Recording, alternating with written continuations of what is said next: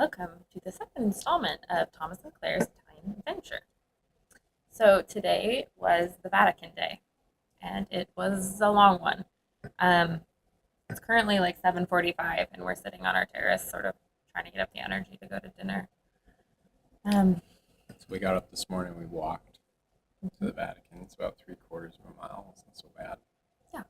We got there and we went and walked around the outside and we skipped over the line because Claire was smart. She pre-ordered everything. So we passed a massive group of Asian people that were all sitting waiting to get in. Huge line, huge. Um, we had, or I had scheduled. We had scheduled like two guided tours of. One was of the Vatican Gardens, and the second one was of the necropolis. And you had to have a guided tour to see those areas, and so that was what we did first, It's well worth it. starting at So 9. first we did the garden. Mhm. Okay. So we had this tour guide. She was a PhD. She was pretty enthusiastic about most things. Everything was the most beautiful and the wonderful, and she was very excited about all of them. I really liked her. She was really awesome. So we saw like the gardens, we meandered through them, and she showed us. It seems like every pope has a favorite spot and had something donated to them from some city depicting the time that the Virgin Mary appeared in that city. Yeah, From Mexico and Italy. yeah. We saw the helipad, which we both remembered from when Pope Benedict flew out when he gave up being the Pope. We also saw the residence of Pope Benedict, but we did not actually see him. He was secluded. We saw the best spot in the Vatican Gardens to see the St. Peter's Basilica, which was really hard to miss because it's like right there. Yeah, it was really cool because there was like 15 people on our tour. Yeah. I mean, there's no one else really. I mean, there's a few people, but it was pretty much just us, like walking around the Vatican grounds, which is pretty. I think I got a better appreciation for it actually by the end of the day when we realized how crowded and regimented the rest of it is and how that was pretty private. Yeah. Although it was getting hot, and so by the end of our two tours, we were really, really exhausted. But Yeah, so the second part, so we did that, and that was like an hour and a half, and then the second part was the necropolis, which I guess I didn't really know what it was. I thought it would be like some official Vatican like mausoleum where there would be popes or like sub pontiff, aides or something would be buried, but that wasn't it at all. Yeah, it's actually an excavation It's site like an archaeological dig. of early Romans. We're talking like 50 BC to like 300 AD. Yeah, and there's these essentially Romans couldn't be buried within the city limits, so this was a burial site. And the Vatican was not within city limits. Right. Originally, there was like a racetrack, like a chariot track around where the modern day chapel is, and then to the north of that was where we were, which is where this burial site was. Yeah. So essentially, there was, these tombs, and there was like multitudes of landslides that came down and like covered these tombs, and then there'd be like another layer of tombs. So it was, I guess, a really great archaeological site because of the fact that everything had been preserved in its original positions, which sounds like it was kind of rare because typically the tombs, people take tour stuff. guide was very excited about She how loved it. well She was preserved great. they were. But yeah, so everything was in like its original position of where things would have been found, and you could see. I mean, yeah, it was. They sort of had layers exposed of different eras, kind of reflecting, I guess, some of And the they had, architecture. like, tombs and urns And some skeletons of and- Yeah, so it was really neat. And again, I mean, we were the only people, 15 of us were the only people down Yeah. there, and we had to be like escorted by a security person, and who was playing Angry Birds or something of the like when he wasn't doing anything.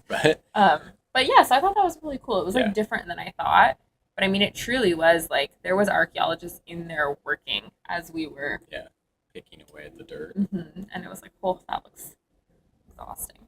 And at that point, we were exhausted. We were so tired. We barely limped to the cafeteria and had a piece of pizza, and we're just like so dead. I was like, I do we not. both were just staring at each other like, I was like, we haven't even started the main part of the Vatican. Yeah, like most people don't even do that. Most people just come in. There's sort of like two levels. You either go to the St. Peter's Basilica and St. Peter's Square, which is all free, and you go in, or you can upgrade and get like a museum pass and then do what we did in the afternoon. So most people didn't even do those tours we went on. So we still had like everything else to do. We were like, oh my and we were god. like, oh my god, there's no way. And so we're reading it, and like the Rick Steves guide is like, most people are just so exhausted they just go straight for the Sistine Chapel, but don't do that. And we're like, really? 'Cause that's all we want to do right now. Yeah, but it's okay. We sat for a while. We had a coffee and we got our energy back up. And basically, somehow you could take a day to go through the Vatican Museum. I mean, it's ridiculous. Like they have a lot of stuff. Like it's sort of odd. They have like popes seem to like to collect like very expensive old art and stuff, and then they like to show it off in ridiculous rooms. Yes. So they have this whole Egypt collection. They have all this Greek and Roman like carvings and paintings, and then they have like all this stuff from popes, like tapestries and maps, and I just don't even know. It's kind of divided into like crazy. The first big building is like ancient, like Egyptian and whatnot. And we skipped the picture gallery. They have other paintings that we didn't even go in there. We were like, we just passed that. So like ancient art, and there was like mummies and like, all this just stuff. all this Egyptian. How am I getting all this? It's a long story. And then there's like this huge long. It's gotta be like quarter of a mile, just long gallery that you walk down, and it's just like room after room of like tapestries and just huge frescoes on the walls, and what else was in there? Sculptures, lots of sculptures, like lots of Michelangelo sculptures and then early influences. By the end of that, you're getting into the Renaissance period, and so it's like who's Raphael? Raphael basically just painted like a number of rooms in complete frescoes. So you just go from room to room to room, and each one has 4 fresco, like one on each wall by Raphael with like a painted ceiling. And by this point, you're exhausted. You're just like, oh yeah, here's another fresco, like whatever. Because this was like you can't even soak. These were like the papal like palace. Yeah, it was like his library had one that showed knowledge and And so I mean, this is definitely like papal splendor in all its glory. I mean, it was pretty incredible. So you do all that, and we went pretty fast through it. Oh, Claire was reading the Rick Steves guide, but yeah, we weren't the fastest people through there. Like there were people who were just like, there were big tour groups. Yeah. So you got caught in these waves where suddenly you're surrounded by Koreans, and then you're alone for like 2 seconds, and then suddenly you're surrounded by Brazilians, and there's tour guide has like a wand with some unique thing, like a Brazilian flag. I saw one that was like a Pikachu doll. And you just suddenly are surrounded by all these people, and you're like, I can't breathe. And they're all literally like running into you, and then suddenly they pass because they're going pretty quickly, and you're just alone again. There's like 3 people in the room. Yeah, we kind of opted not to do an audio tour or anything of the museum because we just couldn't do it. Like it was just not gonna happen. So anyway, amazing. You could spend a lot of time in there. Beautiful, right? So hard to comprehend at all. Hard to think about. Just the history and the magnitude of the art. I mean, it's just jammed with stuff, and most of it, like, nobody's even looking at or talking about. Yeah. Like, just, it's like, oh, that's probably some, 1,000-year-old statue over there just stuck in the corner. Like, no one's even looking at it. The Vatican Gardens did that, too. We were walking. She's like, oh, yeah, there's an ancient Roman piece of column that's left on the ground. And it's literally like, here's this Roman column or Roman sculpture. And they literally just kind of like threw it down like it was like a lawn gnome. They're like, here's some more art. And the same thing inside. They're like, tapestry.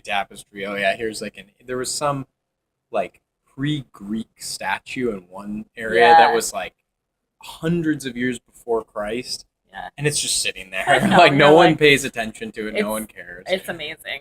It's hard to soak in. Yeah. So then you like wind your way through all these other rooms, and they have like modern religious art, which everyone just goes right by. Cares. No one cares.